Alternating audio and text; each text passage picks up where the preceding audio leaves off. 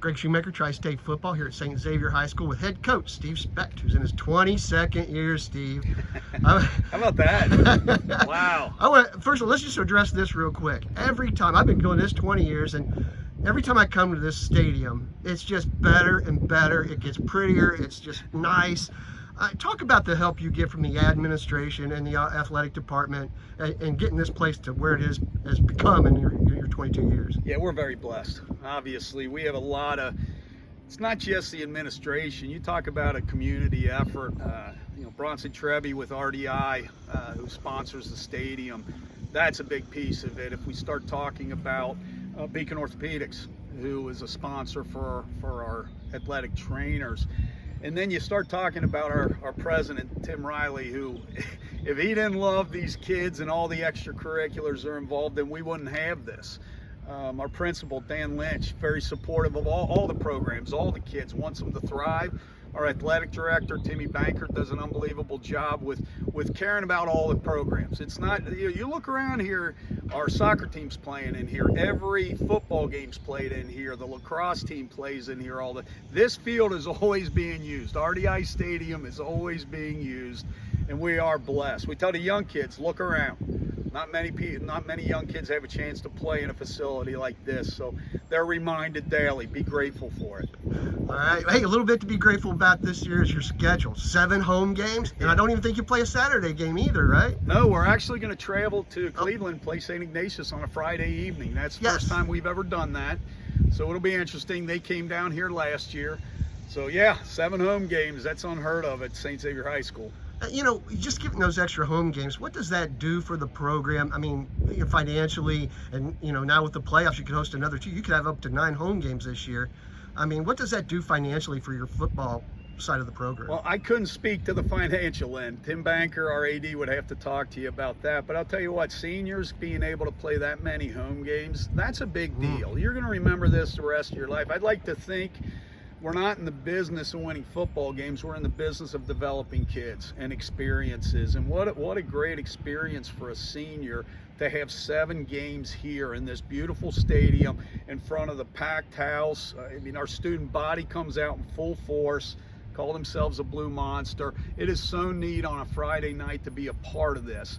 But I'd also argue that in the city of Cincinnati, it doesn't matter where you play. It's really an electric atmosphere, and I'm sure that week 1 against Lakota West, when Tommy brings his kids in here, it is going to be a great evening.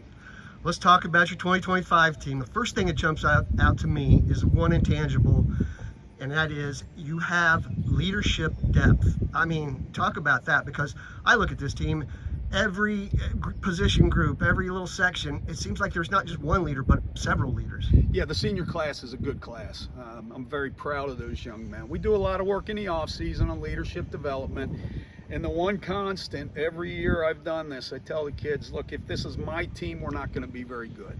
It's my program, and I got a lot to worry about with the program. If it's your team, we have a chance to be different. And it's definitely their team. I don't have to police much with those kids. They do a great job. Let's talk about the offensive side of the football. New quarterback. Let's talk about that first. Where are you looking at, and who's going to fill that void? Great competition this year. We have Thomas George, who's a returning junior. He backed up Chase last year. And then we got a transfer from Columbus and Jackson Fry. Greg Fry was actually a classmate of mine, very dear friend. We played together on Tom Balaban Field back in the early 80s. So Greg moved back to Cincinnati, and Jackson came down with him. So Jackson's competing right now. And Aiden Newdigate, who transferred in last year, he transferred his sophomore year from Springboro.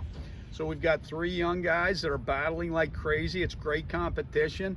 I haven't made a decision on who it's going to be yet. We're trying to still figure out what they do well, what they throw well, and if they can process fast enough. So it's going to be a great 3 weeks to figure that out. Well, the good news is you won't have to rely on your quarterback to handle a heavy load with Daniel Vollmer and Jacob Britt in the backfield. And those guys are polished backfield players. Yeah, we're real excited about the backfield. Obviously, Daniel and Jake were our number 1 and number 2 performers last year. If you really look at our stats from last year, those guys accounted for probably 70 to 75% of the offense. Both have played running back, both have played receiver.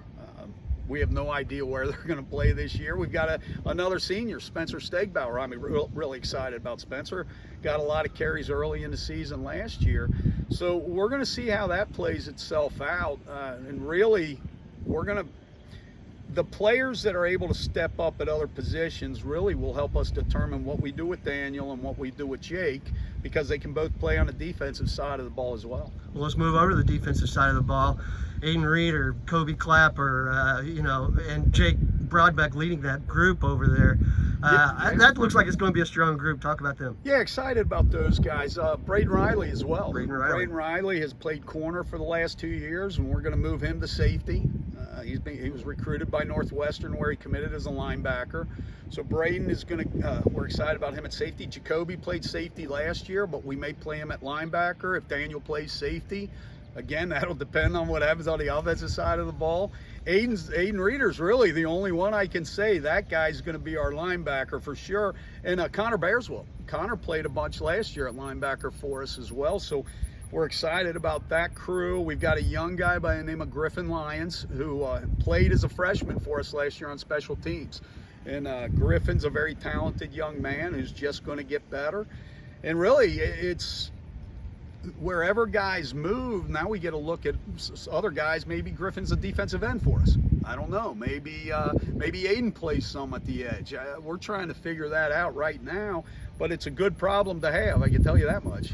I'm going to throw you on the spot on this last question. You lost to Moeller twice last year. They go up to the state championship and lose that game to that Columbus team. And do you take those films from that Columbus game and go, okay, this is how they beat them? Do you look at those films and say, oh, I see where we can be better against Moeller? I don't. Okay. No, I don't. I'm a firm believer in you got to be good at what you are, and we're going to get better at that. I could look at Olentangy Liberty, who has a great team last year, but they're different structurally from what we do. So trying to mimic that doesn't make a lot of sense unless your offense and defense are very similar. I want our kids to perform at their best. And however we can get them there, that's all we worry about. And at this point in time, I care about today. I care about getting better today. And when the time comes, we're going to hone in on Lakota West. There you go, Steve Specht, the head coach of the St. Xavier Bombers.